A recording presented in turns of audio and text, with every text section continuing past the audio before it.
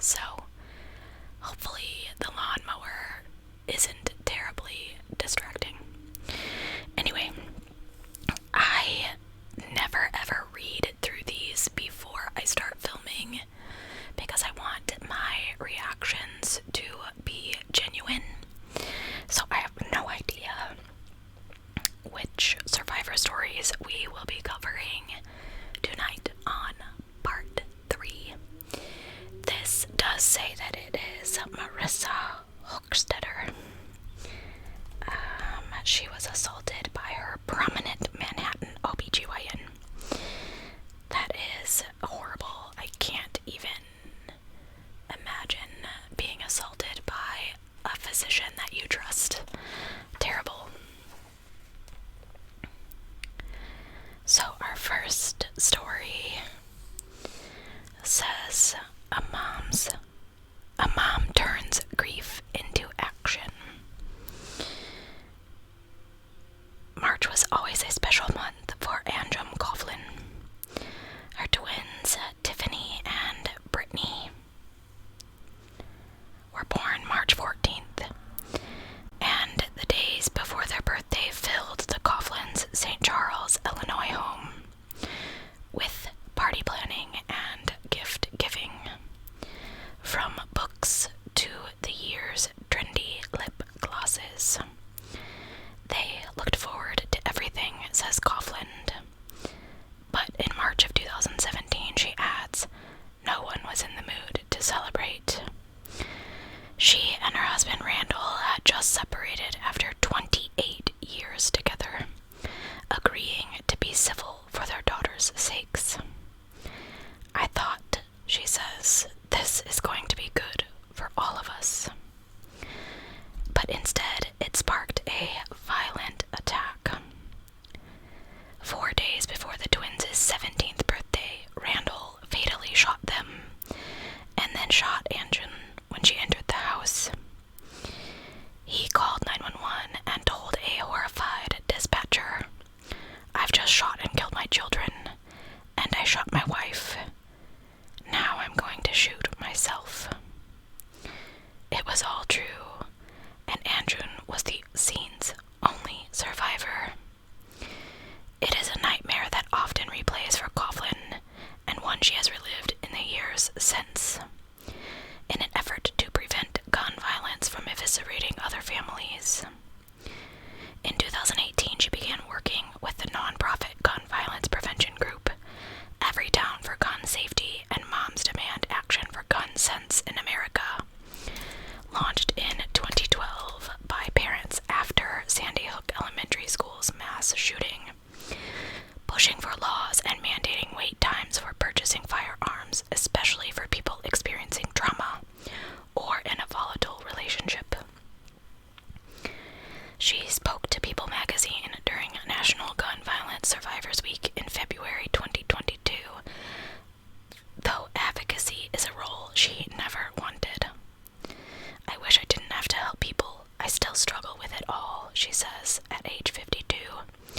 But she believes stronger gun legislation would have saved her children, and so she forces herself to share. Gun laws aren't there to take the guns away. Her twins were so beautiful, were they not? I can't imagine. Oh.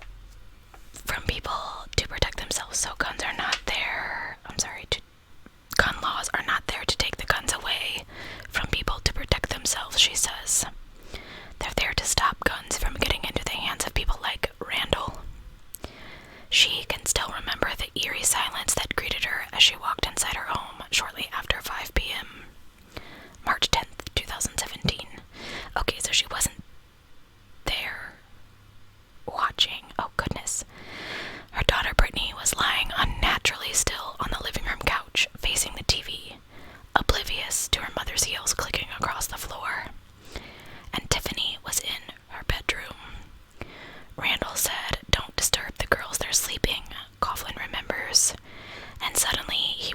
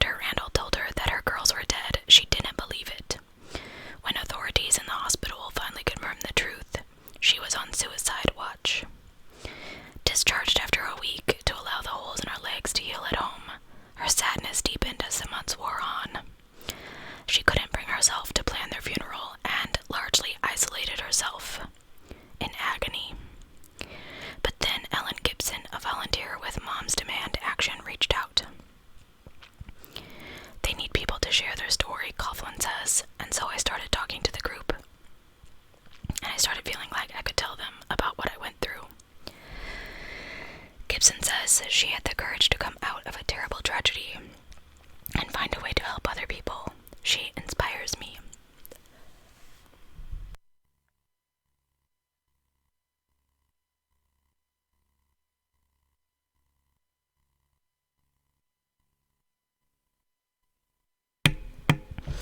Sorry guys, I had to cough. I did a lot of cleaning outside in the shed at work today.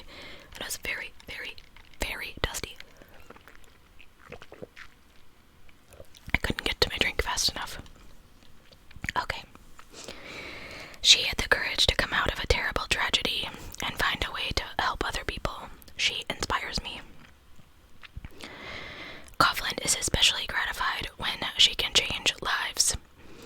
A stranger who reached out to her on social media because she was afraid of an abusive husband talked to her for months, gathering the courage to leave him. I don't know if I did all the right things for her, Coughlin says, but I was at least there to listen. She is also pushing for more common sense gun laws and legislation, requiring anyone buying a gun to present references certifying they are not dangerous. Randall purposely purchased a gun to murder, she says. No one said, why is he getting a gun? Yes, he had a clean record, but there were things going on at his home. Though Coughlin finds solace in advocacy, it doesn't fill the emptiness she feels when she's alone in her apartment missing her daughters. I will never see my kids accomplish so many things in life, she says, and I will never be called mom again. She is absolutely beautiful, and I commend her for going on. These are her 2 daughters. It says Brittany's on the left and Tiffany's on the right. I just can't.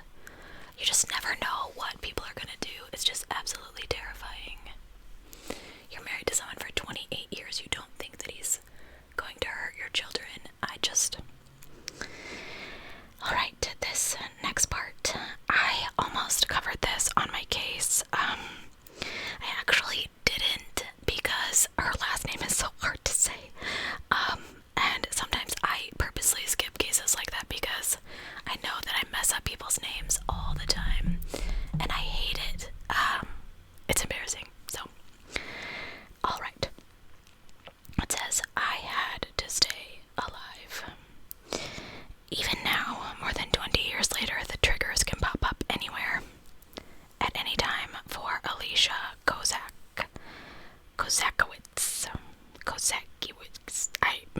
Okay.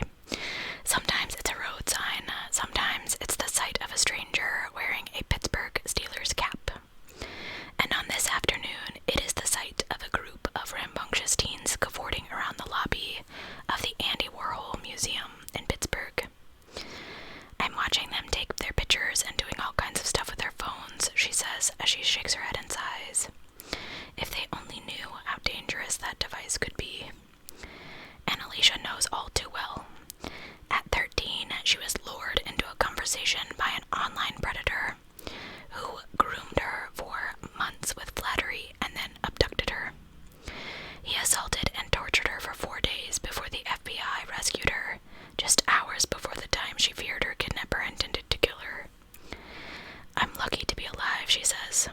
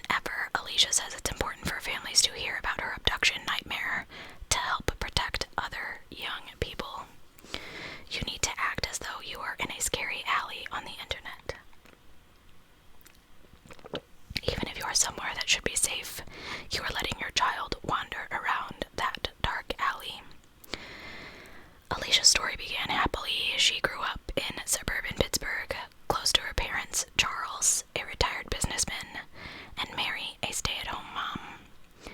Though often shy in public, she had friends and loved spending time rollerblading with her older brother, Chuck. People think bad things only happen to kids from a broken home, but mine was a tight-knit little bubble, she says. As she entered her teens, however, Alicia noticed that fewer friends wanted to go with her to the mall or to the park. Instead, they started hanging out on message boards or in online chat rooms. And so at 13, when the family bought a computer for the family room, she ventured online as well. I got a screen name, I got online, and all of a sudden, I didn't feel so shy. Alicia grew a network of online friends. We all felt connected, she says. Soon, someone messaged me who I thought was a boy around my own age. In fact, it was Scott Tyree, a computer programmer obsessed with teenage girls. Starting that day, he made her feel like the smartest, coolest, prettiest young woman. It sounds like red flag, red flag, red flag, but grooming feels good. It feels like friendship, she says. And a predator will take their time with their victim. He spoke to me for about 9 months. Oh my gosh. On January 1st, 2002, Alicia's predator, whose name she will not speak, finally struck. As her family sat around the table after a traditional New Year's meal of pork and sauerkraut, Alicia told her mother she had a stomachache and wanted to lay down before dessert. But instead of going upstairs to her room, she slipped out the front door to say a quick hello to her new friend, who was waiting in a car parked down the block. Despite the intense winter cold, she hadn't even bothered to put on a coat. Alicia doesn't have a clear memory of what happens next, except that she heard her name called out. And then she was in a man's car. He was squeezing my hand so tightly I thought it was broken, she recalls. And he was barking commands at me. Be good, be quiet. And then she saw handcuffs and ropes in the back seat. As the car sped onto the highway for the 5-hour drive to Tyree's home in Virginia, Alicia, terrified and crying uncontrollably, switched into survival mode. She noted the mile marker signs along the road, in case she could find a way to break free and reach an emergency telephone. I was looking for ways to regain power, but none of them were real. In reality, you're thinking, what can I do to survive? What can I do to get to the next moment?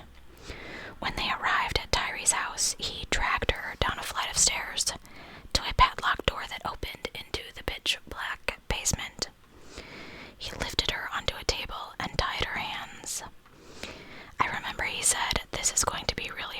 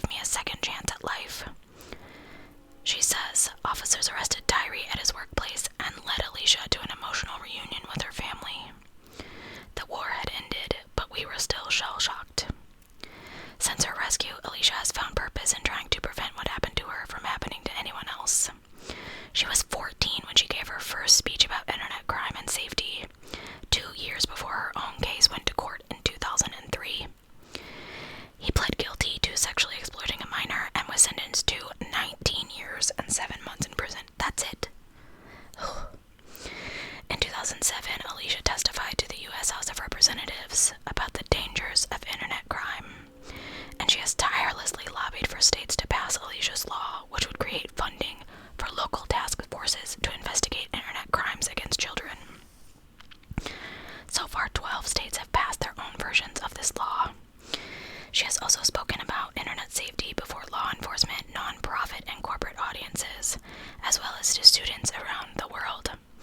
Meanwhile, her own healing continues. Therapy has helped to reduce the intensity of her excruciating memories, but the trauma remains. Oh! In 2019, when Tyree was granted a brief early release from prison, Alicia wasn't warned by authorities and only learned from a reporter that her abductor was free and living within 4 miles of her parents' home. What? I screamed. I was so terrified, she recalls. Several holidays passed and I couldn't visit my family. Home became a dangerous place again. Summoning her courage and resolve, she appeared in a courtroom where he was also present to demand that he be relocated to another community, a request that was granted after his ultimate release.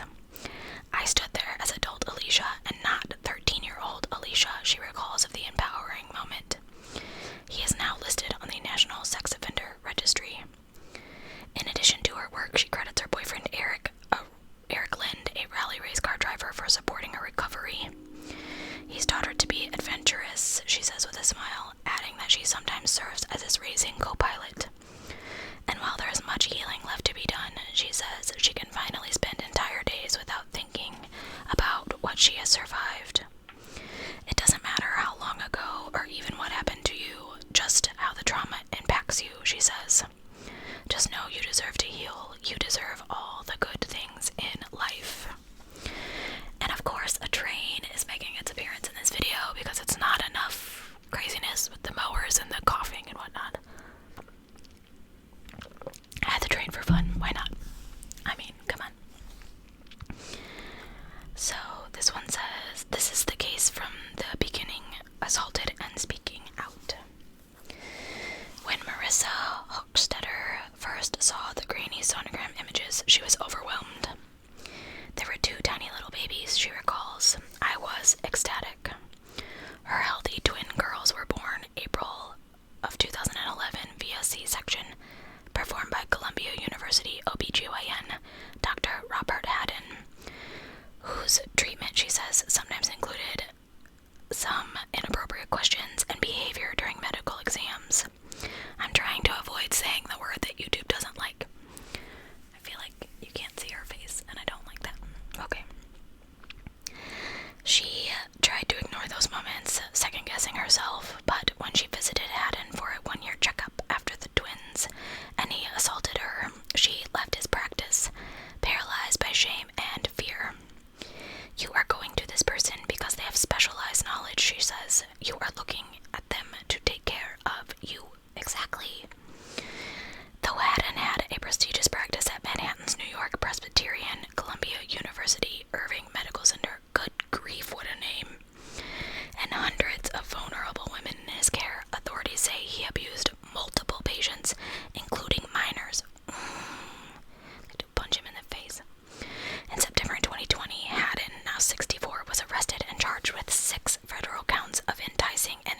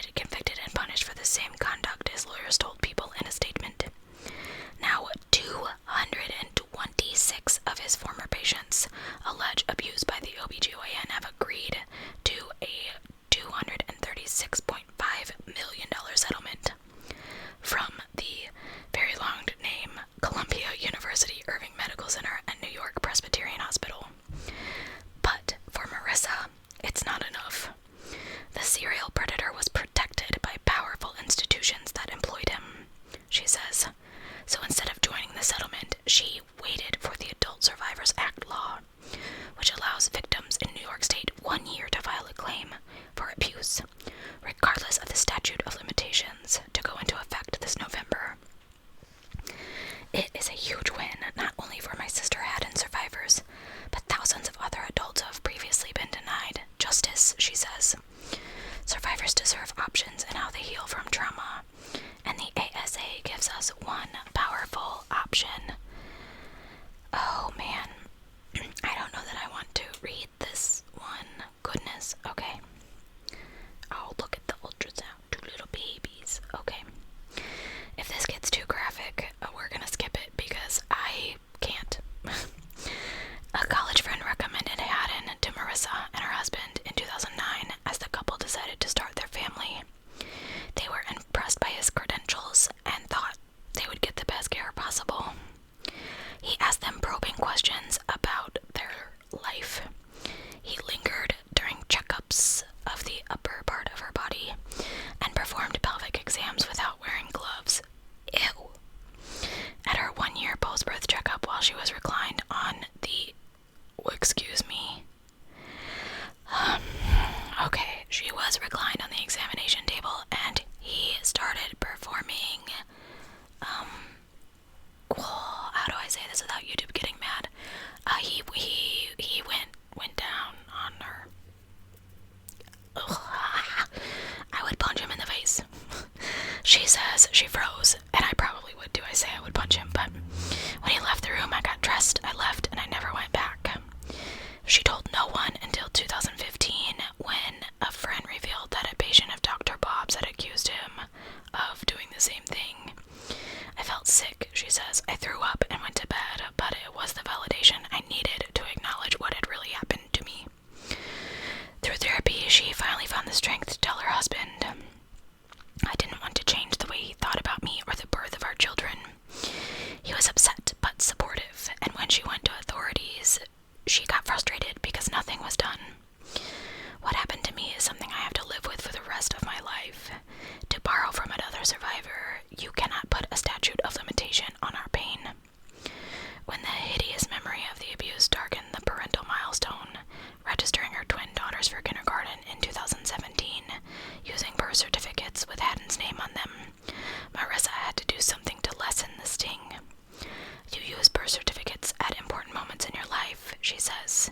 When you get married, for citizenship, they mean something, and I couldn't believe that his name was there.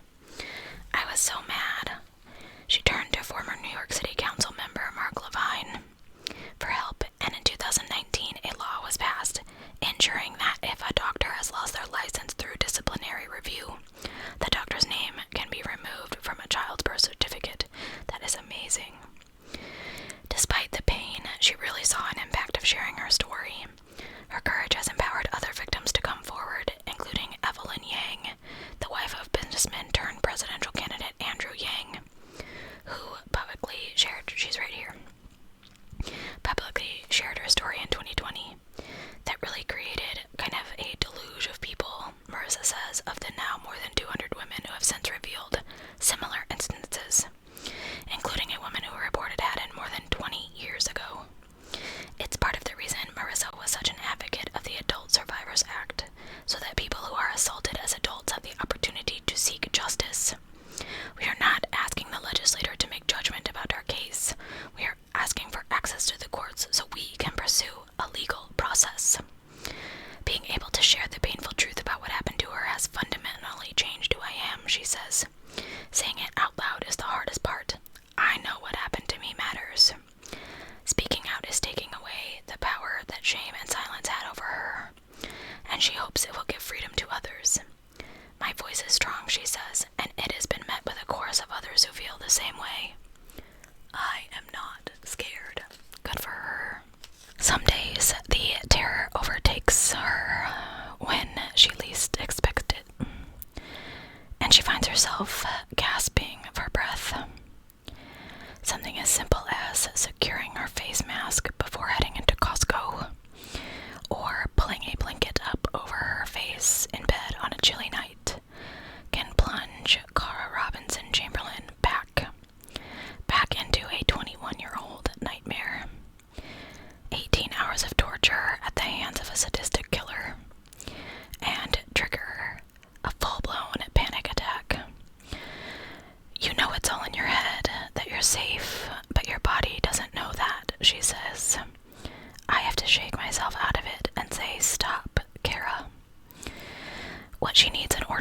safe or to find peace can change every day for Chamberlain. It's been that way since June 24th, 2002, when the then 15-year-old was abducted from the front yard of a friend's house in West Columbia, South Carolina, by 38-year-old Richard Ivanitz, who had kidnapped and killed 3 girls in Virginia. Through her powers of observation and her determined self-preservation, Chamberlain managed to survive, escape, and identify him to authorities. I believe I covered this case. I'm not 100%. Yes, I did. Okay, I covered this case in more detail. I will link it down below. I'm still going to tell you about it, of course, but okay. She managed to escape, identify him to authorities. Forever changed by her ordeal, she wants her experience to help others. And now she shares her story with law enforcement officers, students, and assault survivors in hopes that it will save and change lives. We all experience hard things, but we decide where we go from there, she says. Am I going to continue to let this thing define me, or say, you know what? Something bad did happen, but now I get to be my own victor. I get to take my power back. In June of 2002, Chamberlain was a sophomore at White Knoll High School, an only child and an all-around happy kid. I rode go-karts and horses and dirt bikes. I was a tomboy for sure. She was learning how to drive, so she was interested in the sporty Trans Am that drove past her friend's house while she was outside watering the bushes. When it pulled into the driveway and a guy, late 30s, about 5'10" and 200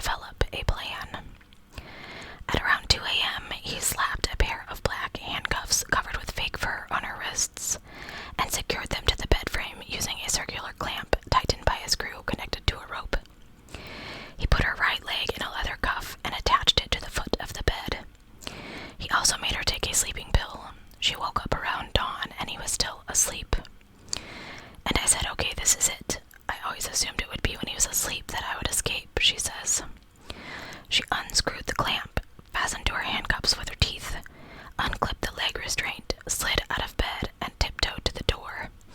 She quietly unbolted the 2 locks, all the while worried that she'd wake him. She knew he had a gun right beside him, and she thought, he's gonna see me running, and he's gonna shoot me in the back. It was all I could think, she says. And then she was like, you know what, it doesn't matter because I'm out and at least someone will be able to find me. My body was scared, but my brain was like, okay, we're doing this. She got out of the door and flagged down 2 men in the parking lot and asked them to take her to the police, but not before taking one last risk. I turned around and I said to myself, remember that apartment. At the police station, still wearing the handcuffs, she told the first officer she saw, I'm Kara Robinson. I was kidnapped and I escaped. He asked her a couple questions and called her mother. Ma'am, he said, we have your daughter. Chamberlain could hear her mom on the line. Kara, you have Kara. She got on the phone and said, Mom, come get me. And she replied, I'm coming, baby. I'll be there. The reunion at the hospital was understandably emotional. My dad's very stoic, and as soon as I turned the corner, he looked up and made eye contact with me. He stood up, walked toward me, and gave me this great big hug, she says. Investigators asked her if she would be up to driving back to his apartment. The apartment building she made a point to never forget. When they arrived, he was gone, but the animals and clutter were still there. And something else she hadn't noticed in his bedroom, a locked footlocker. As the authorities pried it open, they were stunned to find multiple newspaper clippings on the unsolved murders of 3 girls. Sophia Silva and sisters Katie and Kristen Lisk in Spotsylvania County, Virginia, more than 5 years before Chamberlain's abduction. I don't care how tough you are as a cop, when you see something like that, it grabs you. At that point, bells really went off in our heads that we just didn't have a kidnapping of Kara Robinson. This was a serial killer. After 16-year-old Sophia Silva disappeared from her front stoop in Loriella Park neighborhood of Spotsylvania County on September 9, 1996, the community went into lockdown. A month later, her decomposing body was found, tied with a rope and wrapped in a blanket in a local creek. With the killer on the loose nearby, the Lisk family had been particularly worried. They put a security system into their home and instructed their daughters, Kristen, 15, and Katie, 12, to never open the door to anyone. The sisters had just gotten home from school on May 1st, 1997, when they were abducted. Their parents found a book bag on the front lawn and a glass of chocolate milk in the kitchen. 5 days later, the girls were found, dumped in the South Anna River. Though investigators obtained hair and fiber evidence in the crimes, the case remained open, frustrating police and haunting victims' families. It wasn't until Yvonnette's abducted Chamberlain in South Carolina that the police had their suspect in the Virginia murders. Hair and fibers from those crime scenes matched items in Yvonnette's house, and chillingly, police later found 2 of Kristen's fingerprints inside the trunk of a car Yvonnette drove while living in Spotsylvania County. Authorities also discovered that the serial killer was a married air compressor sales and repairman whose wife was visiting Disney World in Orlando with his mom when he kidnapped Kara. Police tracked him to Sarasota, Florida, and a high-speed highway chase there ended when he ran over a spike stripped placed by the police and was then attacked by a police dog. With authorities just steps away, Yvonnette's shot himself. I was mad, really mad, Chamberlain says. I wanted to sit in a courtroom across from him. I wanted him to look me in the eye and know I was his downfall. That choosing me was the biggest mistake he'd ever made. I wanted that vindication. You go, girl. That's crazy. I think I remember this video pretty clearly. Her vindication would come in a different way. Virginia police gave Chamberlain the $150,000 reward money for the capture of the person responsible for killing Sophia, Katie, and Kristen. She's an amazing kid, says Gerard Downs, a retired FBI profiler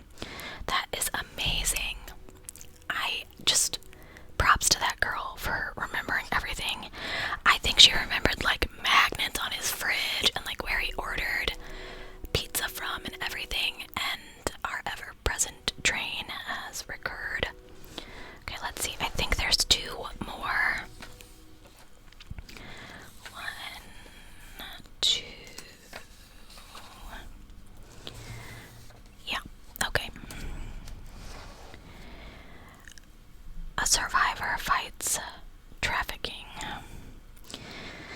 The daughter of Jamaican-born pastor and seamstress Kathy Givens, oh that's a hard one, recalls struggling to fit in with her peers.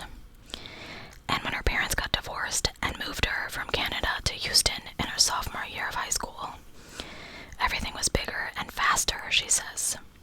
High school was just me being a chameleon. If a guy would say, "Oh my gosh, you're so pretty," the next thing I knew, I was doing his homework.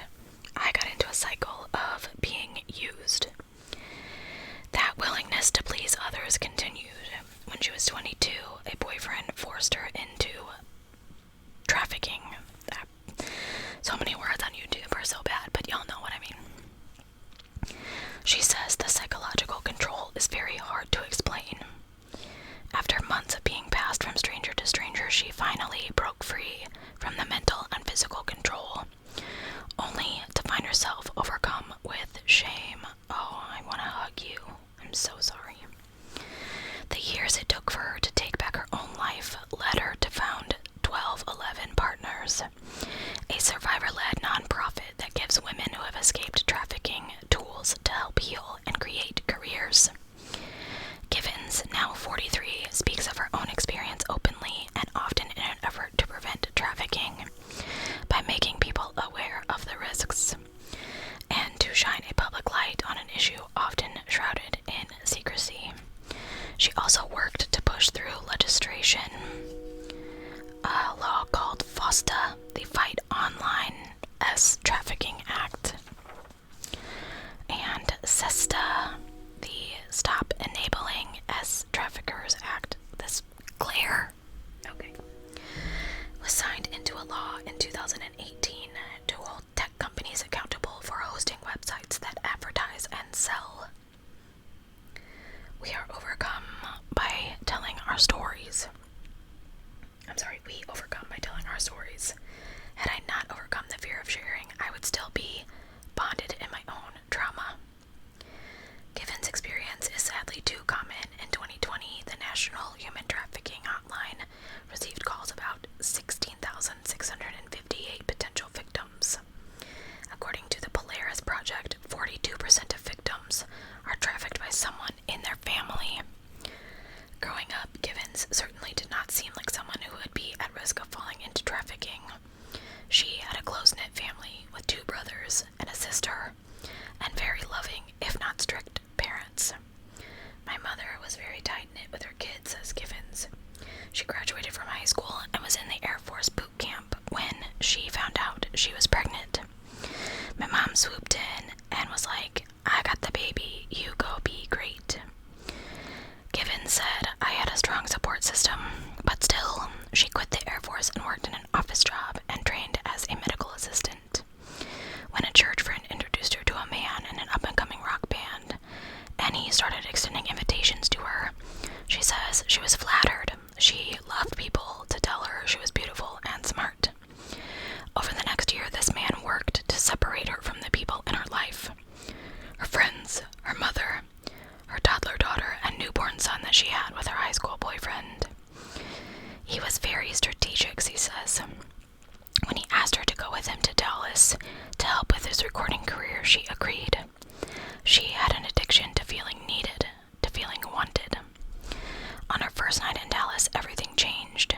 He just turned into a completely different person, like a monster, she recalls.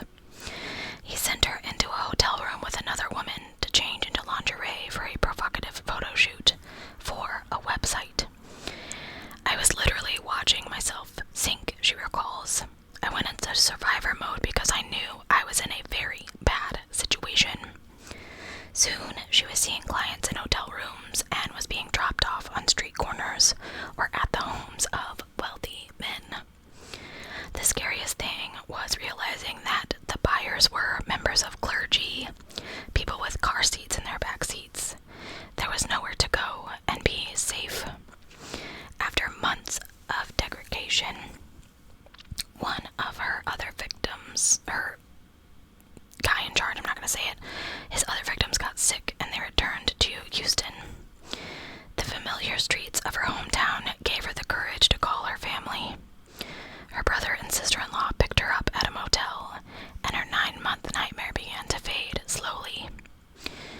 She says she kept it a secret for a while. She grew up in church, so how was she supposed to come back and say, hey, this is what I've done? I kept a journal and would become physically sick when I would remember some of the things. She signed up to learn how to become a volunteer with an organization called Rescue Houston, which is now part of Rescue America. I was in training. I was listening to things women had to endure, and that was the first time I learned about trafficking. When I learned how many people were suffering in silence, it angered me to the point of wanting to help. And she turned her gut-wrenching journal into a book called Destined. Now married and a mother of 4, she speaks to law enforcement officers, teachers, and parents about the dangers of trafficking from the experiences of a victim. Her days of being fearful are over. She says, I am not this broken, trauma-ridden girl. Anyone can be targeted. This can happen to you. That is so sad to me. The girl who lost her family. I don't think I know this one. The wintry night of January 15th, 1984, in Aurora, Colorado, began as a happy one for 3-year-old Vanessa Bennett, as she and her family celebrated her big sister Melissa's upcoming 8th birthday in their home at the foot of the Rocky Mountains. Mom, Deborah, age 26, brought out the chocolate cake topped with ice cream, and everyone sang happy birthday to Melissa. For Deborah and her husband Bruce, whose lives centered on work at their family-owned furniture warehouse and raising their 2 daughters, there was nothing out of the ordinary about the evening, Bennett's grandmother Connie would later recall. But within hours, the Bennetts would become part of one of the darkest chapters in the state's history, as the victims of the Colorado Hammer Killer. What? Who attacked 8 people, killing 4 of them over a span of 12 terrifying days in January of 1984. It wasn't until 2021 that an intern construction worker named Alex Ewing, who was serving a 40-year sentence for attempted murder for beating a Nevada couple with an axe handle, sheesh, on August 9th, 1989, was convicted of killing the Bennett family. In April of 2022, he was also convicted of killing Lakewood, Colorado grandmother Patricia Smith, an interior designer who was assaulted and beaten with a hammer on January 10th, 1984. Dude. For Bennett, now 42, the trauma remains fresh all these years later. Inside, I cry every day. While Ewing is serving 4 consecutive life sentences, Bennett says she has felt sentenced to a lifetime of emotional and physical pain. Over the years, she struggled through homelessness, mental illness, and drug addiction, trying to escape the trauma ever present since she was 3. She says she thinks of her mother, father, and sister every single day, and she imagines what life could have been like if he had not invaded their home. There is no fixing what he took from me. That is so sad. I cannot imagine. It was between midnight and 6 a.m. on January 16th, 1984, as the Bennetts slept off their cake and ice cream, when an intruder crept into their home through an unlocked garage door. Once he was inside, he viciously beat each of the 4 family members with a hammer. He cut Bruce's throat and assaulted Deborah. I'm sorry. And the little girls. Oh. When police responded to a call the next morning after Bruce and Deborah did not show up for work, they discovered what Detective Wilson Egan called a slaughterhouse at the Bennett family home. Authorities found Vanessa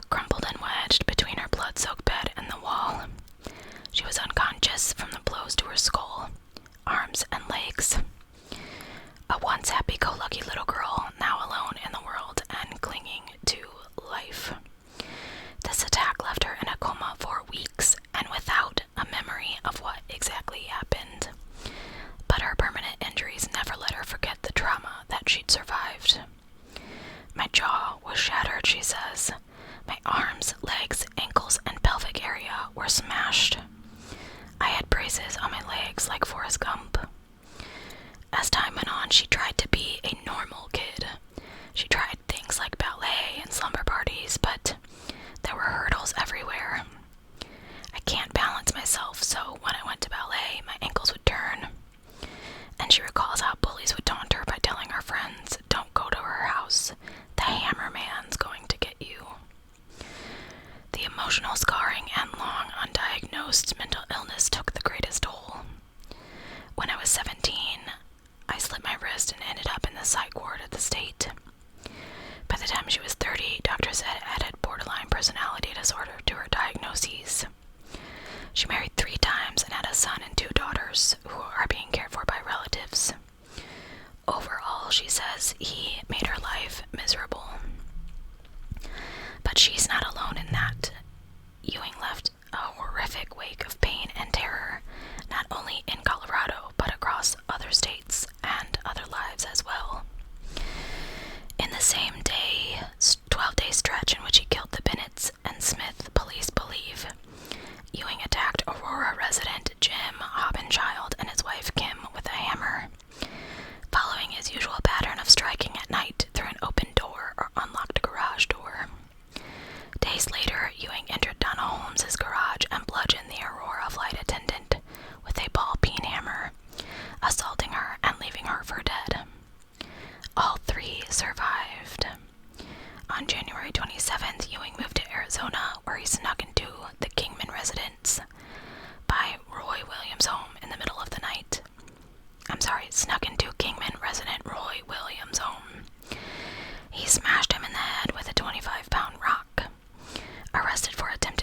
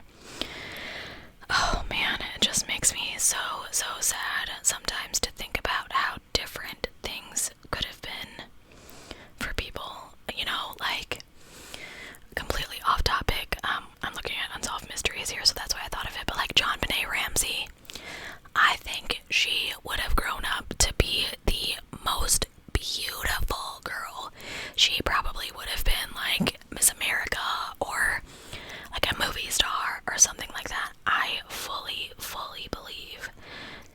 Hey guys, welcome back for part 4 of our magazine reading to you video. This is the unsolved mystery portion of our magazine. Once again, I have not read ahead, so I have no idea what we're getting into.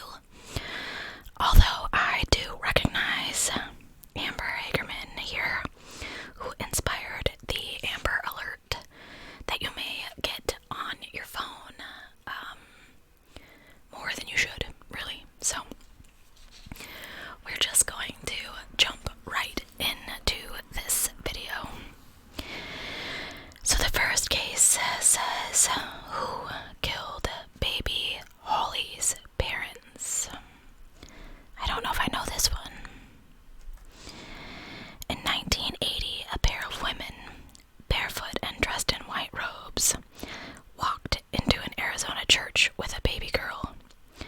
They handed the infant to an astonished congregant, said they were part of a traveling religious sect, and then walked out as mysteriously as they had appeared, leaving the baby girl behind. My mic boom is doing weird things, so sorry about that. Shadow.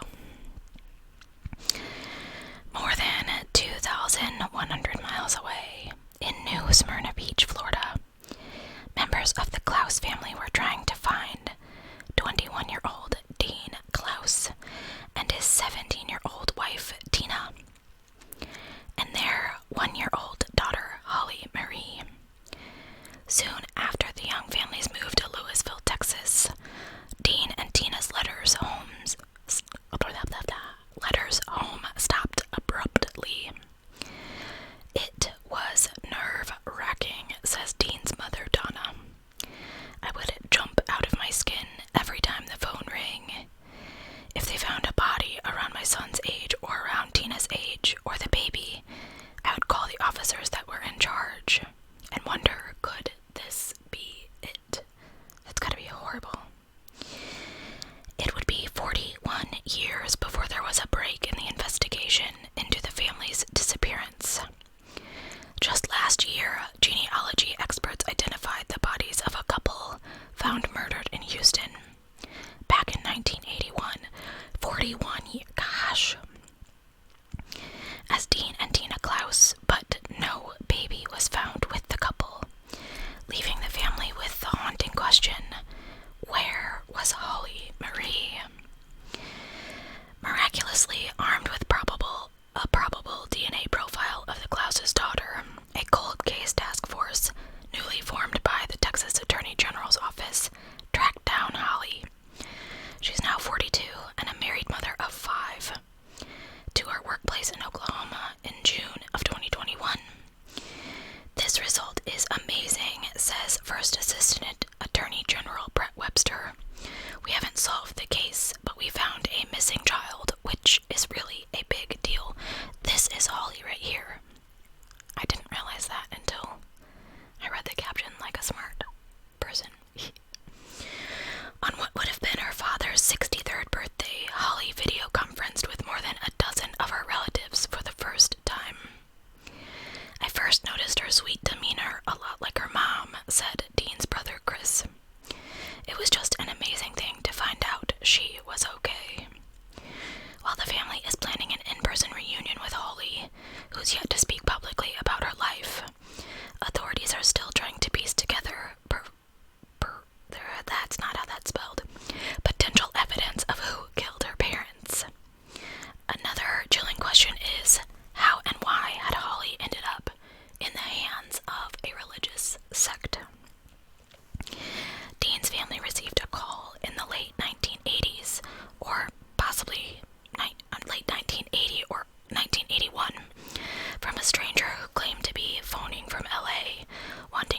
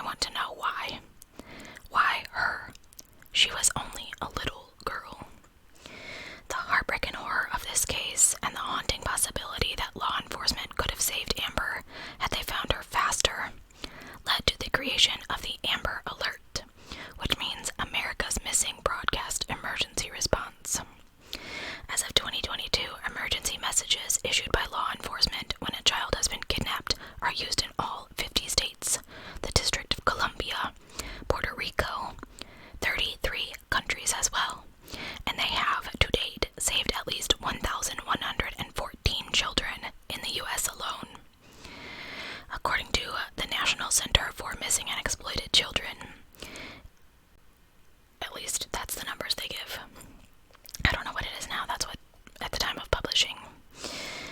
Her mom says it's another legacy from my daughter that she did not die in vain. Shockingly, despite the far-reaching impact of Amber's case, her killer has remained at large. But police are hopeful that recent advancements in DNA testing being used on evidence collected in Amber's case, as well as any new tips from the public, will finally solve it. A lot of people refer to Amber's case as a cold case, says Sergeant Grant Glidden. But for the Arlington police, it has never been listed as a cold case because we have never gone 180 days without having a lead come in. The earliest we continue to investigate extensively. This case is open and active. That a little girl enjoying the innocence of riding her bike in the afternoon could be targeted by a killer sent anguish and anger through the community and beyond. Texas mom Diana Simone, then 51, could not stop thinking about the kidnapper who had snatched Amber and escaped without a trace. She says, "I couldn't get over this child. There has to be something we can do. They do civil defense alerts. Why can't we do it for this?" She called a local radio station with her idea, and 14 days after Amber's abduction, wrote a letter to the station requesting that if her alert system were put into place, it would be known as Amber's Plan. Media and law enforcement soon put the plan, renamed the Amber Alert, into place that same year. In 1998, it was credited with saving kidnapped 8-week-old Haylee Bradbury in just 90 minutes. Now an adult, Bradbury is an advocate for the Amber Alert. Though police responded immediately in Amber's case, her bike was still sitting in the parking lot. They couldn't locate the suspect or the truck. Investigators think he may have been a local after a witness reported seeing him turn onto a side road to make his getaway. They believe he kept her alive for a few days before leaving her body near the creek. Amber's family still hopes someone, perhaps a person in the area who was undocumented and afraid, will finally help solve this crime. To anyone who has seen or heard anything about Amber's case, please come forward, her mother said at a vigil honoring her daughter. Amber needs justice. I agree. I hate when little kids are hurt. I just hate it. Who murdered Jared Bridigan? Oh, I think I remember this one too.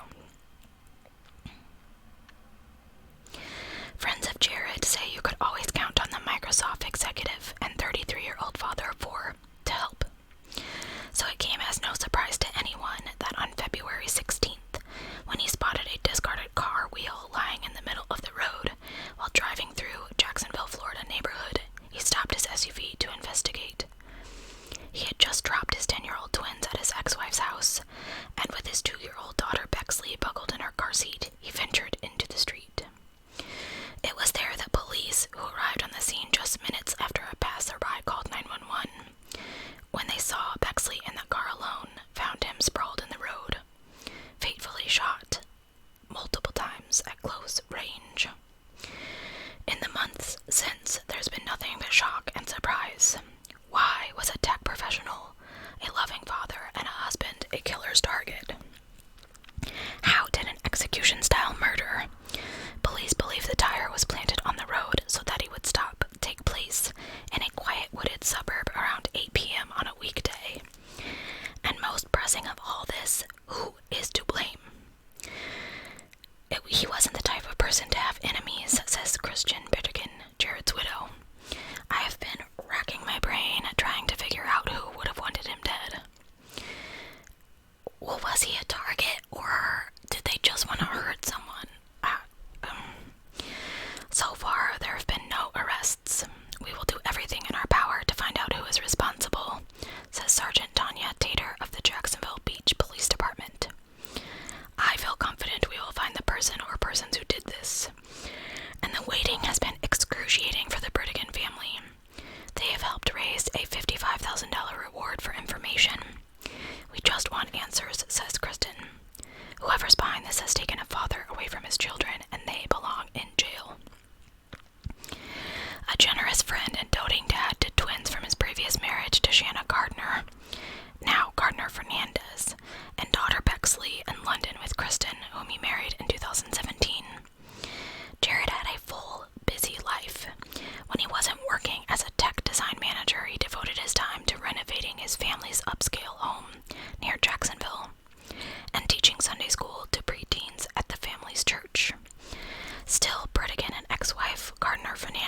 were in a 5-year-long custody battle over their twins. At one point during the legal feuding, Gardner Fernandez was overheard asking a tattoo parlor employee if he knew anyone who could shut Jared up. She later explained to the local media that it was just a joke. Okay. After Jared's murder, Gardner Fernandez and her husband Mario hired a criminal defense attorney, though they have not been named as suspects or persons of interest. A family spokesperson who says he was retained to help protect the twins' privacy and limit the publication of the children's photos. Police say they are following up on leads both inside and outside the family. We have checked all of Jared's correspondence, his texts, emails, financials.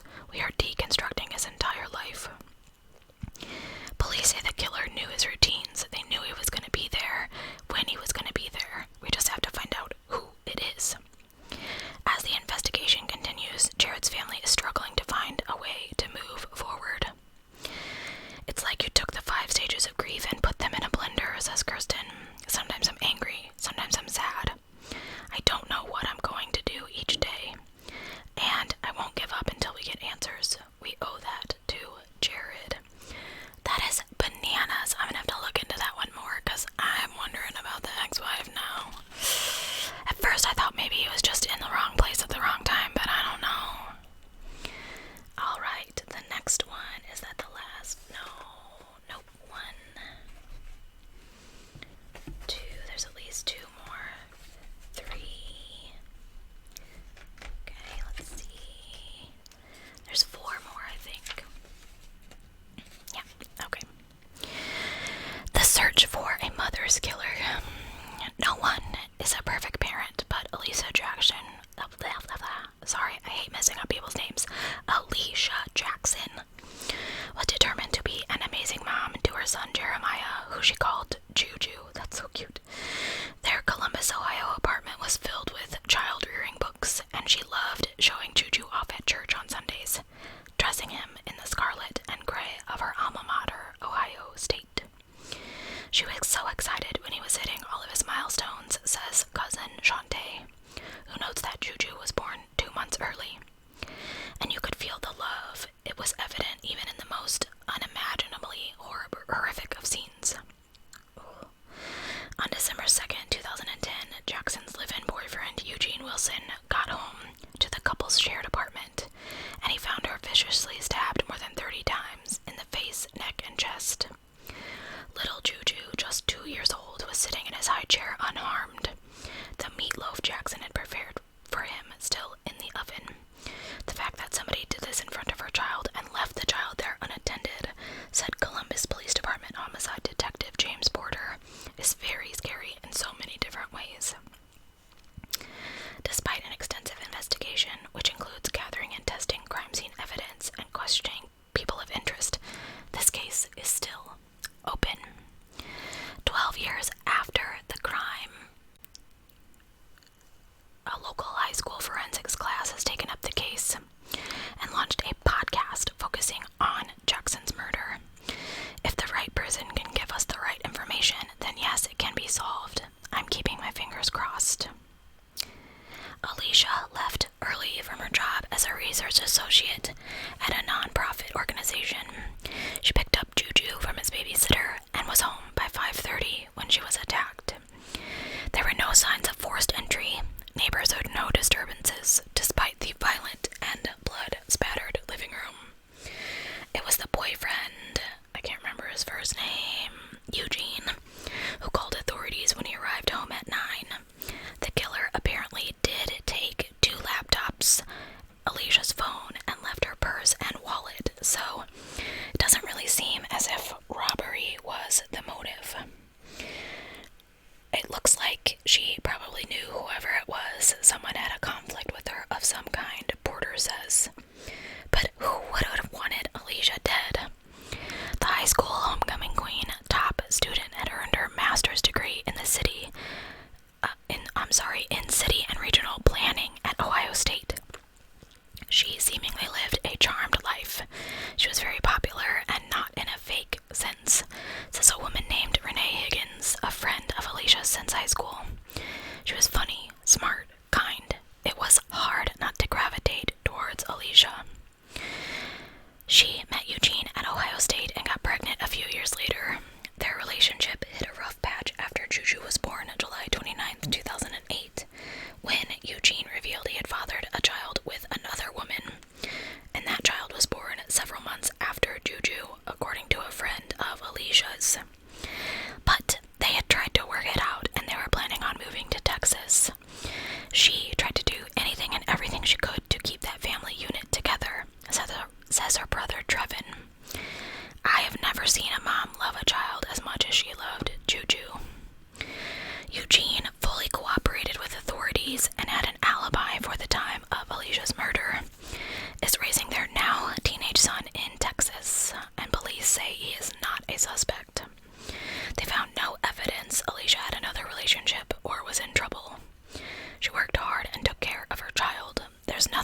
she was involved in anything that would have led to this.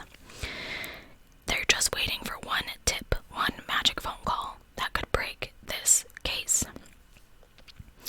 That too is what Shantae wants for herself and Juju, whom she has only seen a handful of times over the years.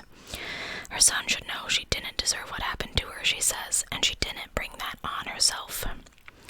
If you have any information on this case, contact the Columbus Police at 614-645-4036. And I'm not going to read this. I'm just going to tell you the podcast is called Cold Case MHS Monsters and Demons. It says it is streaming on multiple streaming services. What happened to my mom? Oh, I know this one. This is covered by Sarah ASMR. I have watched her videos so many times. I love her channel. I actually listened to part of this today. Alright. For as long as she can remember, Ellie Green wanted to do everything she could to make her adoring mother Angela proud. So she put in extra practice time on the piano, learned multiple languages, and focused on school, becoming valedictorian of her high school graduating class. But in the summer of 2019, the mother-daughter pair hit a rough patch. Ellie returned to the family's Prairie Village, Kansas home after her freshman year at the University of Kansas, and semesters spent studying in Italy to find her mother Angela clearly out of sorts. She told me she was having a hard time not having me home anymore, says Ellie. I'm an only child, and my mom dedicated herself to me. Still, she says she needed a little distance and moved out of the house and in with her boyfriend, and never saw her mother again. That's so sad. Since then, Ellie has been intent on finding her mom. Initially, she says her father, Jeff, told her he'd taken her mother to a Kansas psychiatric hospital where Angela died of a stroke. But there was no funeral, and Ellie has yet to locate a death certificate for her mother. She has filed a missing persons report, hired her own investigators, and repeatedly tried to get her father to answer basic questions about her mother's whereabouts. That's just bananas. The authorities have no suspects in this case. Ellie is working with her cousin Michelle, who has put her career as a New York corporate attorney on hold to solve Angela's mystery. My earliest memory of Ellie is at the hospital when she was born, and Angela was just sobbing, says Michelle, whose mom also immigrated from China to Kansas like her sister Angela. Ellie was her whole world, and that deep love motivates Ellie to keep searching, something that has created a rift with her father. She says he has changed the locks on their home, refuses to give his daughter her belongings, even her childhood teddy bear collection. And that's not what she's missing the most. She just wants to find her mom. She just wants to know the truth. Ellie has been out of her family's home for only 3 days in the summer of 2019, when her father, an IT manager at a local courthouse, texted her about trouble at home, she says. He wrote that he'd arranged to have a mental health worker take a look at Angela, whose reclusive tendencies, though no known history of mental illness, he was going to take her to a psychiatric hospital. It all sounded weird, she says. He wouldn't tell me where it was located. A month later, Green says Jeff met her in the driveway of her boyfriend's house and told her Angela had died at the hospital 30 days earlier. Are you insane? She says, the whole world just kind of went blurry, and I fell to my knees. There was no funeral service, and Jeff refused to talk to Ellie about Angela, which she interpreted at first as his way of mourning. But her suspicions increased with his lengthening silence. I would try to bring up Mom, but he would just shut me down. It got to the point I was scared to upset him and have him lash out at me. By February of 2020, she decided to skip her classes at the University of Kansas and head to the state capitol in Topeka to collect Angela's death certificate. As she drove, questions overwhelmed her. How had her mother ended up in a psych ward? Why hadn't her father consulted her about it? And why hadn't he told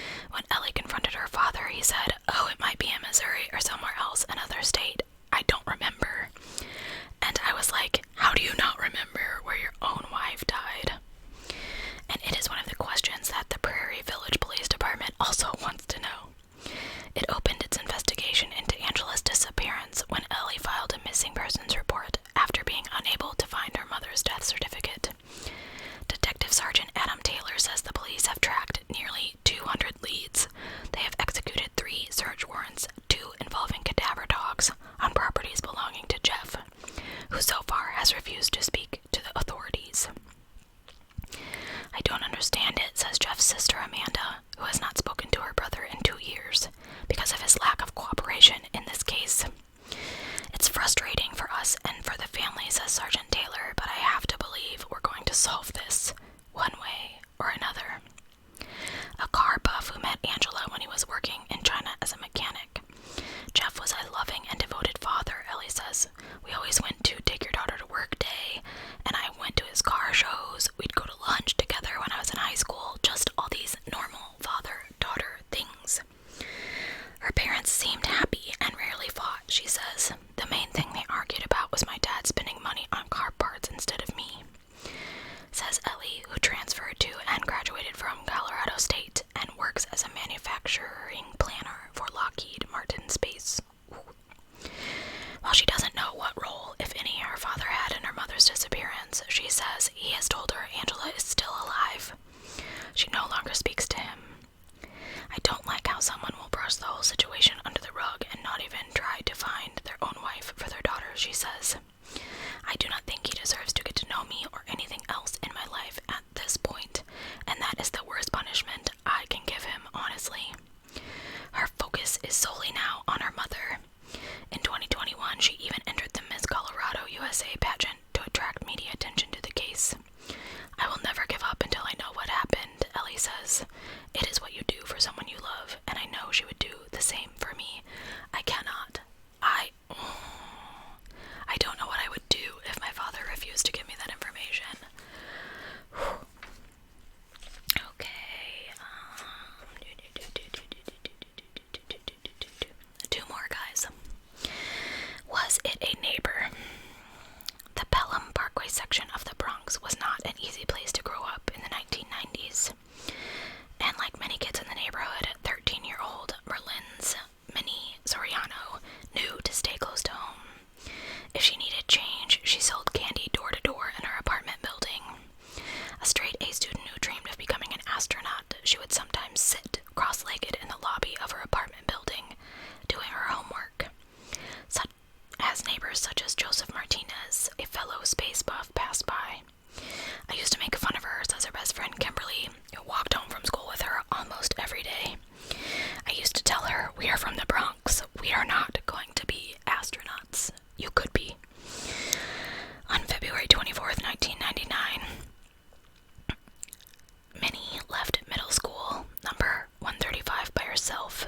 Kimberly had to stay late and never made it home. Minnie was missing for 4 days when a man digging through a dumpster behind a video store about 2 miles from her apartment found her in a garbage bag. She was strangled, and it was every parent's worst nightmare. For 22 years, fear gripped Minnie's loved ones in an unending nightmare without answers or justice. But now, on November 30th, 2021, authorities announced the indictment of Joseph Martinez, age 50, now famous in the neighborhood as Jupiter Joe. Oh, fellow space buff. A guy who brought his telescope to street corners, offering kids and adults free lessons in the planets and the stars. They have charged him with 2 counts of second-degree murder. He pled not guilty and has been held without bond. Investigations say that he was identified as Minnie's killer by familial DNA testing. Wait, I thought we were in the cold case section. Whatever. While DNA testing, a technique used to search felon databases for links to unknown perpetrators. While technology was vital, it was really the humanity, dedication, and compassion of the investigators and their relentless drive to get justice in this case. People in the Bronx are as shocked by the arrest as they are relieved. When I attended her funeral, I looked at her, I touched her, and I said, I promise you I'm going to find out who did this, says Kimberly, who has long felt guilty because she did not walk her friend home from school the day she disappeared. She visits Minnie's grave and created a Facebook page and a hashtag Justice for Minnerlins to keep the case alive. I'm overwhelmed with emotions because this doesn't bring Minnie back, she says, but at least we know we have him off the street. Minnie kept a journal with poems she wrote about rainbows, flowers, and love. She was all about fantasies, says Kimberly. She would talk about getting married and living this fairy tale life. Writing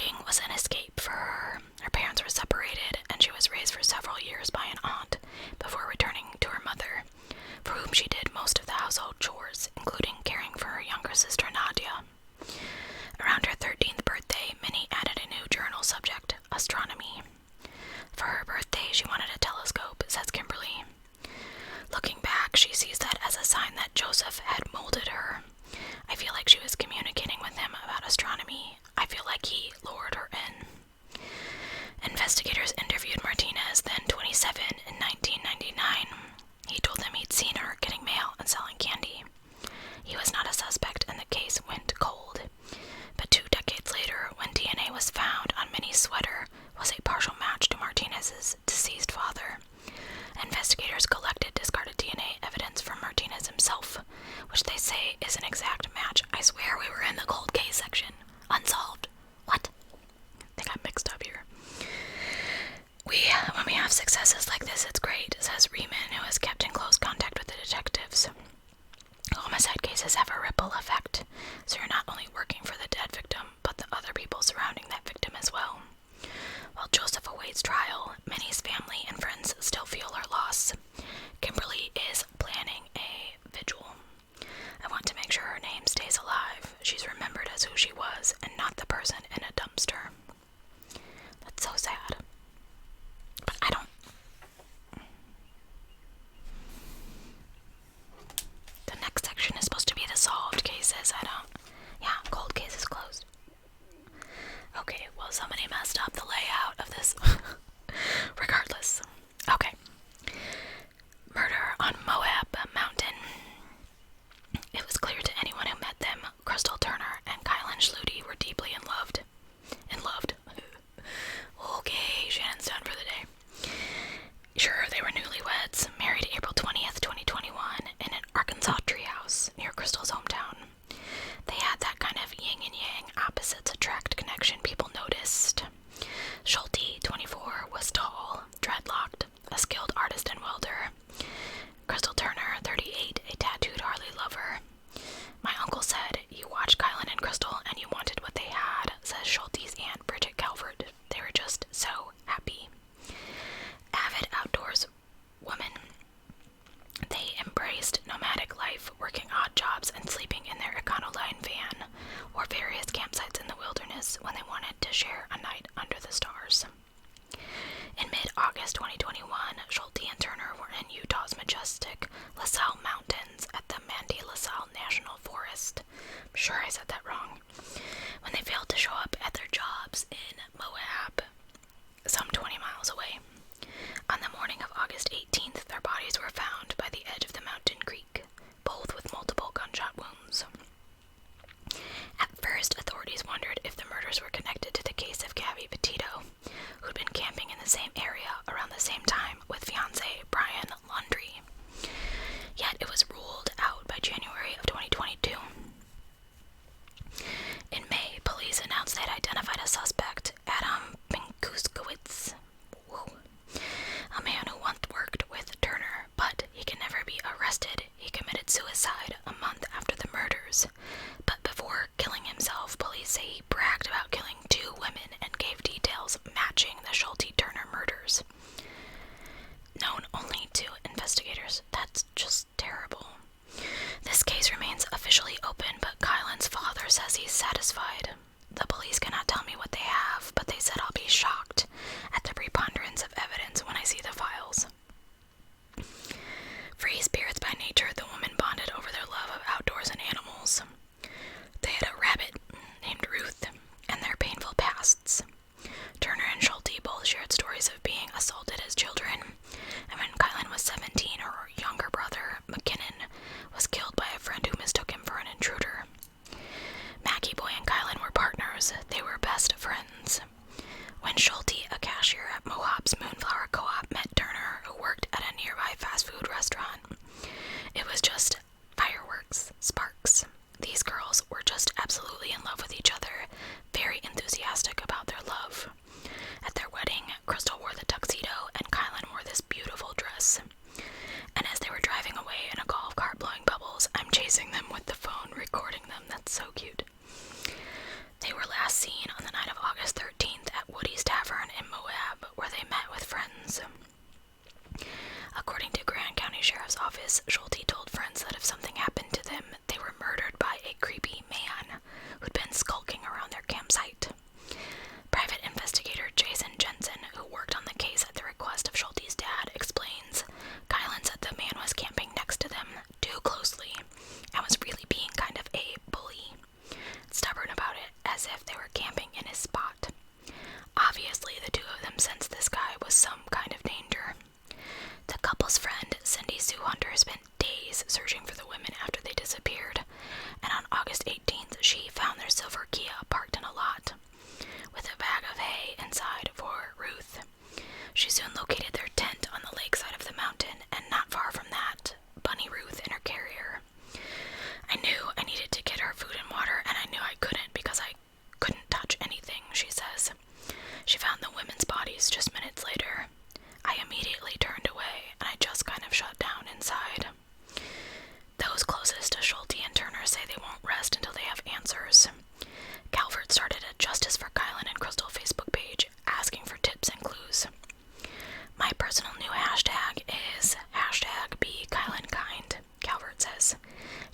lost that childhood innocence. She didn't let the hatred in the world bring her down. That is so sad. If you have any information on this case, please call the Grand County Sheriff at 435-259-8115. So, cold cases closed. Some crimes seem as if they'll never get solved until through new technology, old-fashioned sleuthing, or just plain luck. They are. I love to see a good cold case be solved, whether it is just, new people looking at the case or new evidence. I just love to see these cases where these families have been waiting, actually get some resolution. It makes me incredibly happy. So let's see. These two people that we're looking at here, it says it's so yellow I can't. They did it for Danny, so I'm assuming we are going to talk about that case. Yes, justice for Danny. So let's see if I recognize anything. No, I do not. Okay. For the Growpart boys, David and his tag-along little brother Joe. Growing up in Surfside, Florida, with their buddy Danny Goldman, was a snapshot of Americana. Bikes and boats and fishing right out your own back door, remembers David. It was the 1950s and 60s. The Vietnam War was a fixture of the evening news as the boys hurtled toward the age of 18 and the dreaded military draft. But the guys knew Surfside only as a place where no one locked their doors and where Danny's mom, Sally, would cook breakfast for them. That blissful image was shattered on March 28th, 1966, one day before Danny's 18th birthday, when a husky man with a limp entered the Goldman home through their unlocked sliding doors. Man, I get on Sean about the doors all the time. I just can't. Around 4:30 a.m. and kidnapped Danny after his parents, who had been startled awake, could not meet the intruder's demands for $10,000 in cash. Who just has $10,000 just laying around at their house? Like, what? I'm going to hold Danny for security, this man told Aaron and Sally, using their first names and doubling his demand to $2,500 for the apparent inconvenience of having to take the boy. If you don't get the money for tonight, the price will double. I will call at 6 with instructions. That call never came, and no one in Surfside, or anywhere else, ever saw Danny again. We thought he'd be back in 2 or 3 days somehow with this crazy story, says David. The days became weeks, the weeks became months. There was some speculation that Danny's disappearance had been a draft-dodging stunt. He was supposed to register on his birthday. But Sally's grief made that seem highly unlikely. Danny was her only child, her true love, says Joe, who, along with his brother, is now in his 70s. I don't think she was ever the same after he was gone. Today, there is a story to tell about what happened to Danny Goldman, thanks to the boys of Surfside and their friends.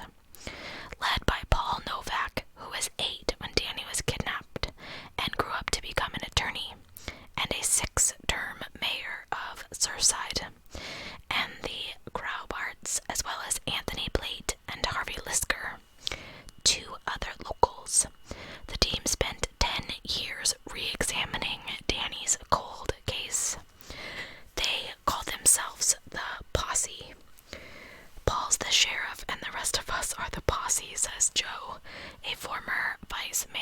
Surfside. The group interviewed hundreds of people, reviewed tens of thousands of documents, and unearthed new evidence. Late last year, they announced their findings in collaboration with the Miami-Dade Police Department.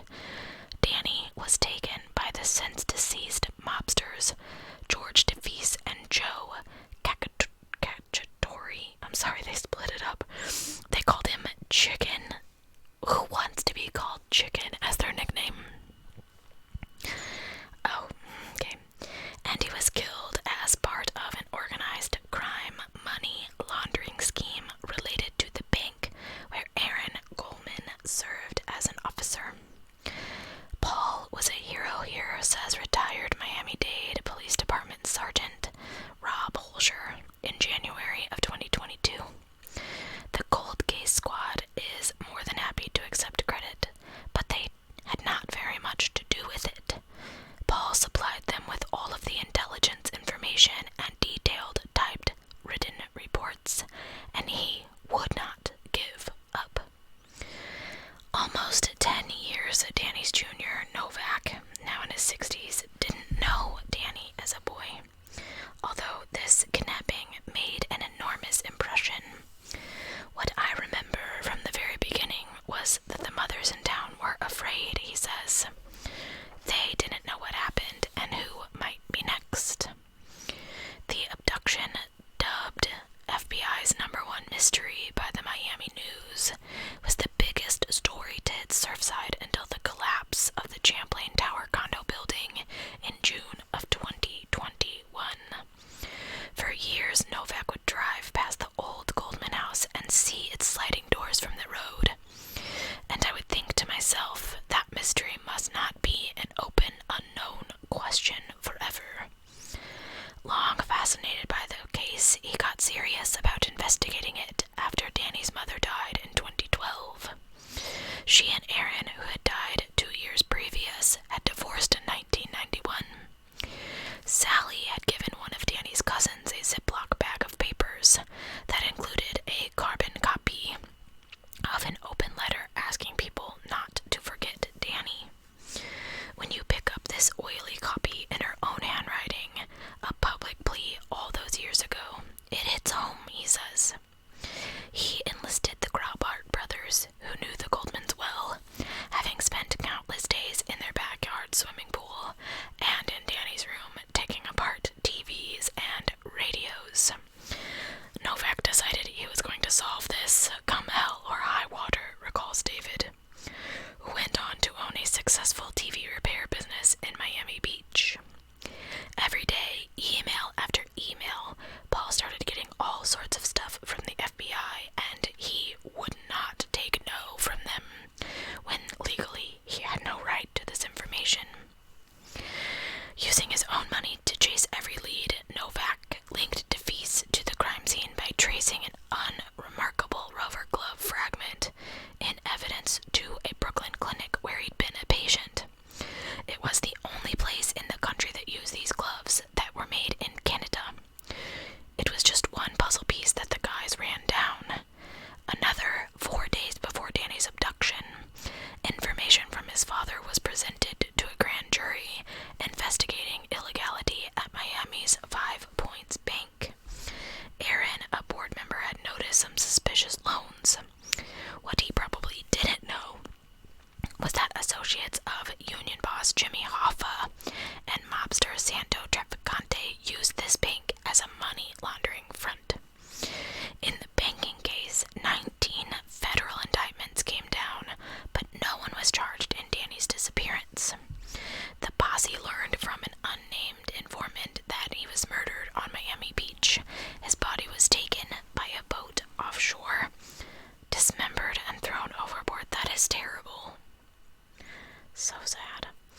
Everyone implicated in the posse's findings is now dead, relates Paul Novak, but he finds satisfaction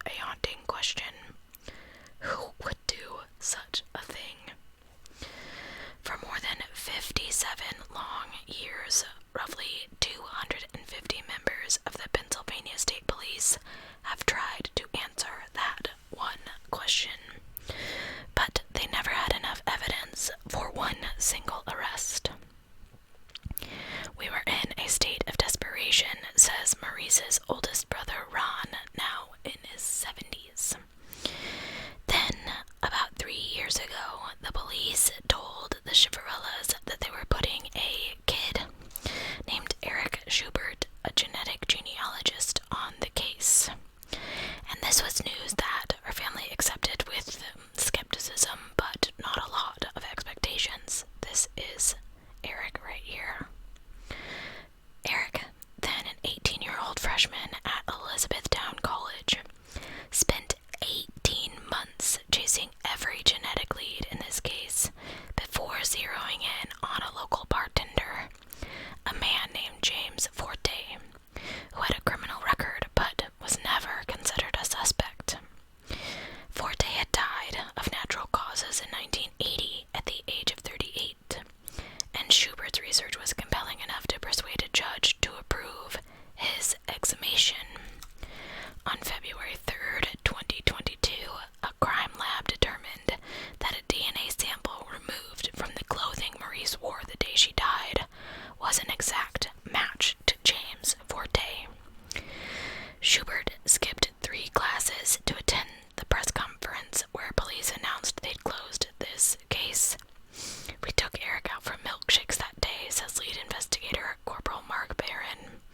He was my partner in this. He is top notch. Eric's research, Barron calls it the voodoo he does, was like completing an enormous jigsaw puzzle from pieces that have been mixed in from dozens of other puzzles. When the state police uploaded the killer's DNA to a genealogy website in 2019, it spat out hundreds of possible matches of distant relatives, and Schubert built about 50 complete family trees to find a connection to Maurice. That's crazy. He finally located a man who had immigrated from Italy to Hazelton in 1904, Forte's grandfather. Schubert then looked for descendants who had been in Hazelton, in the Hazelton area when Maurice had been killed. Forte and his brothers soon became prime suspects, but both were deceased.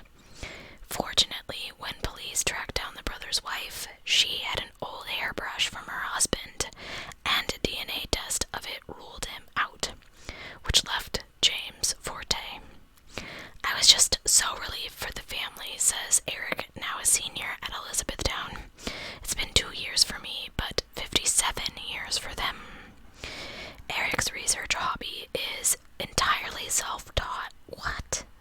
He started doing genealogy when he was 10, after 3 of his grandparents died in the same year.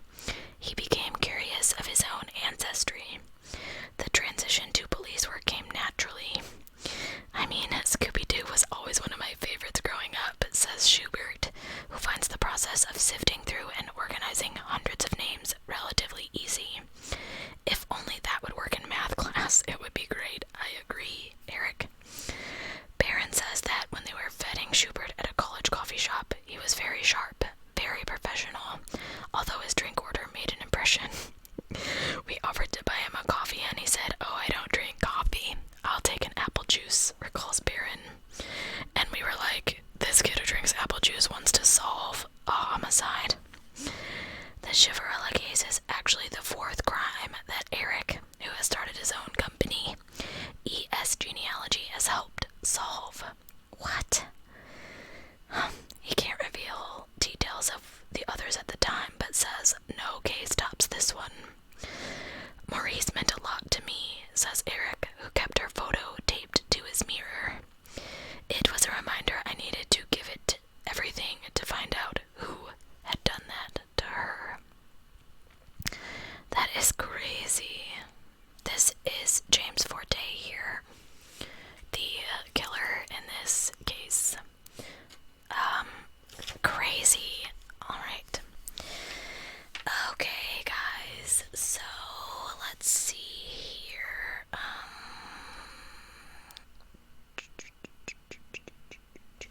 2 more. Alright. I wanted to make sure that was an actual case because this says it's the credits of the magazine, so I find it very odd that they put one after it instead of putting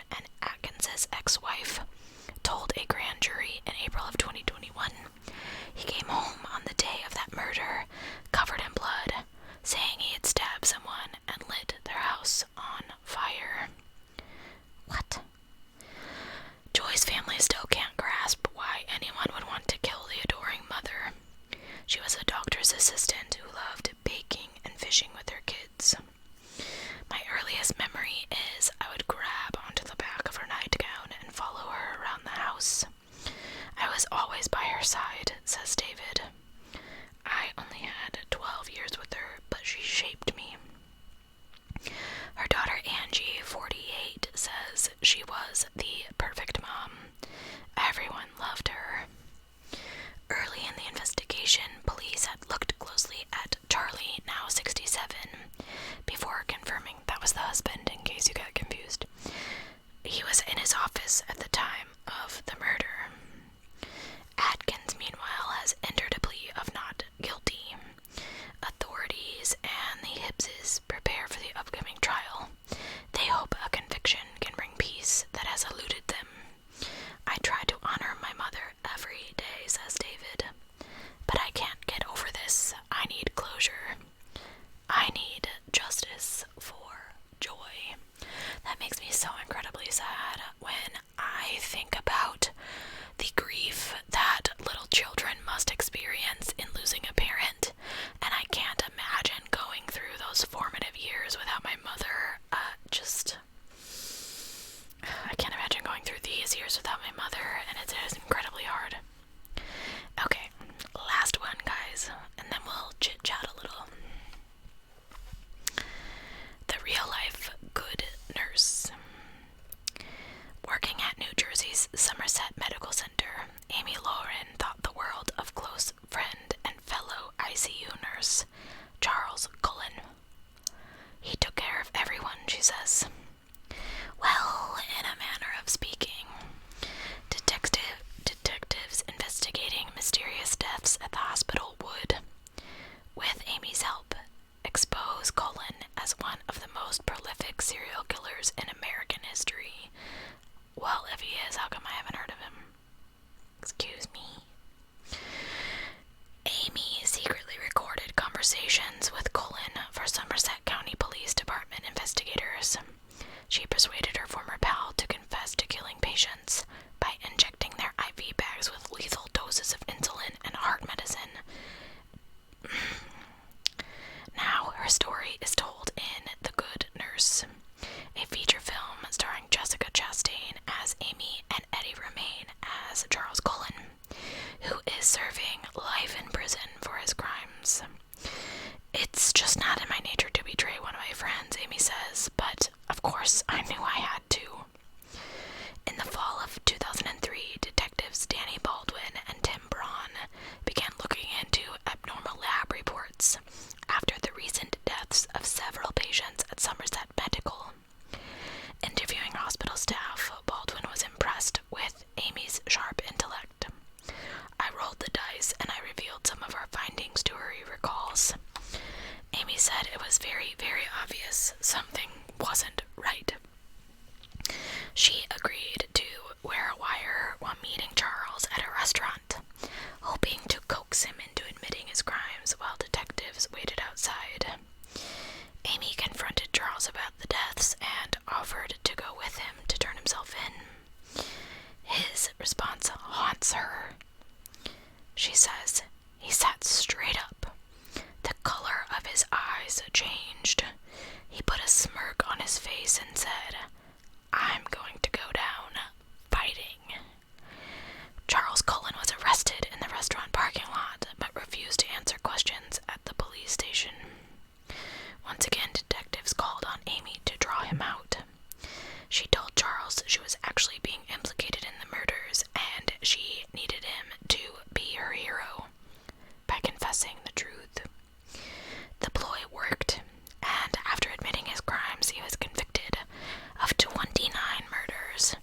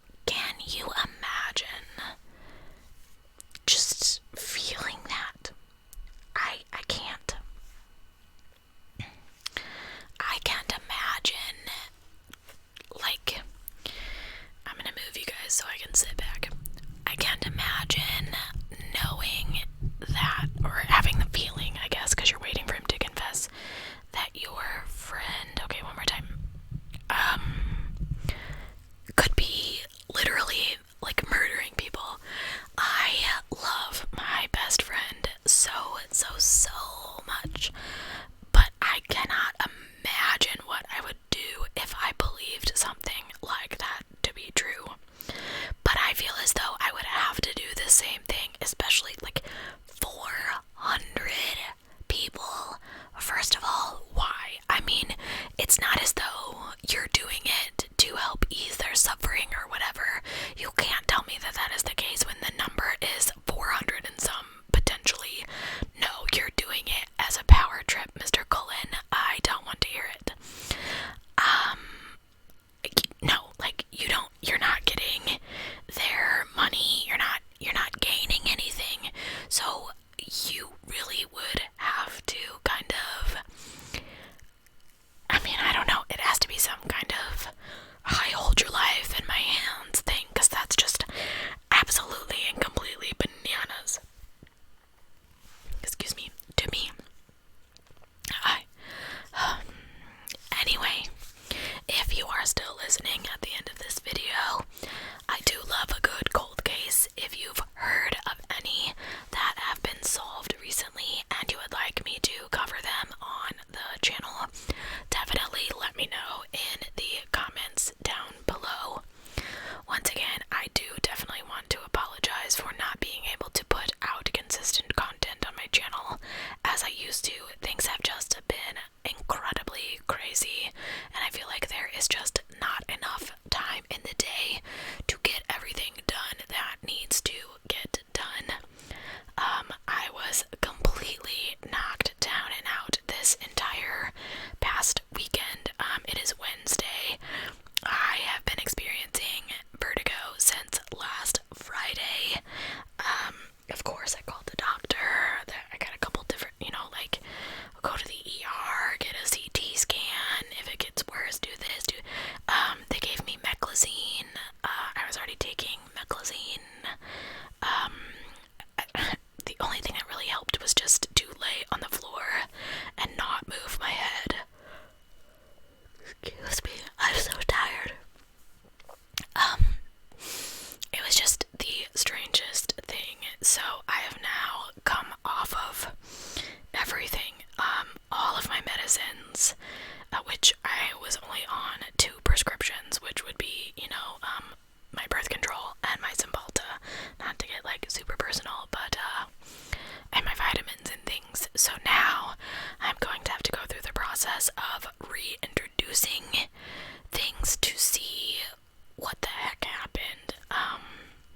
But now that I've withdrawn off of the Cymbalta, I'm wondering if I should restart it. However, it does amazingly for my anxiety and stress levels, so I don't know. But I really am, I just went on